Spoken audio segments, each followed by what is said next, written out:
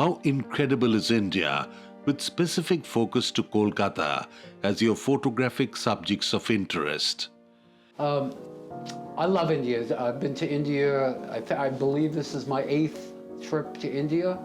I've been to many different parts of India, from the south to up here in the northeast. And I mean, India to me, even though it varies so much, Kolkata and the big cities, it's like an explosion of the senses. No matter where you walk in the city, every sense, smell. I walk down the streets and all the different smells from the street vendors and the sounds. I knew when my plane landed and we got into Kolkata, I could have had my eyes closed and I knew I was here because all the horns were honking. And we don't have this in New York. I cannot tell you how different Kolkata is from New York. It is so different. It is such a different culture. And I love this culture. Everything in Kolkata, or many things in Kolkata, are outside. All the shops, the vendors, the stores, the people, everyone is outside. And we don't have that. Everything in New York is inside. The barber shops in Kolkata, wherever I go, I always get my beard trimmed and shaved, are out on the street. You never see anything like this in New York. So there's an excitement in the streets in Kolkata that I really love. And it's one of the things that I love in India, in the cities overall. India also has some very peaceful places that I've been.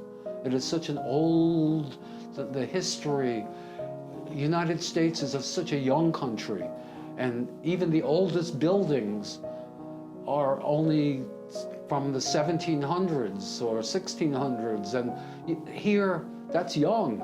Everything here there are so many things that are so old. So to be able to be in a culture that has such a long and rich culture is wonderful. And then I've experienced, as I said, times in quieter places in India. I spent 3 weeks in some very small villages in Rajasthan that a few had no electricity at all.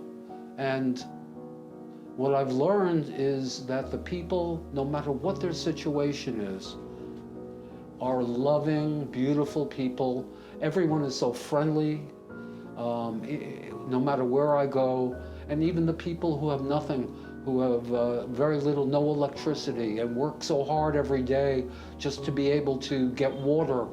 The women carrying the buckets of water back and forth sometimes for many miles, and the firewood that they carry on their shoulders.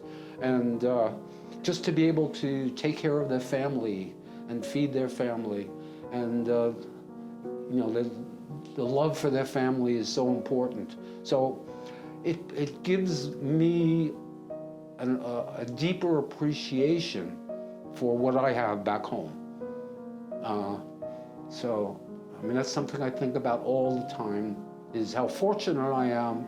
And I'm so appreciative that I've been able to travel around so many different countries and see that the rich cultures in so many countries, no matter where I am, people have the same basic needs and same basic principles. They want to keep their families happy and close. They want to be able to feed their families, give them good shelter, have an education. So it's, no matter where you are in the world, it's the same basic needs.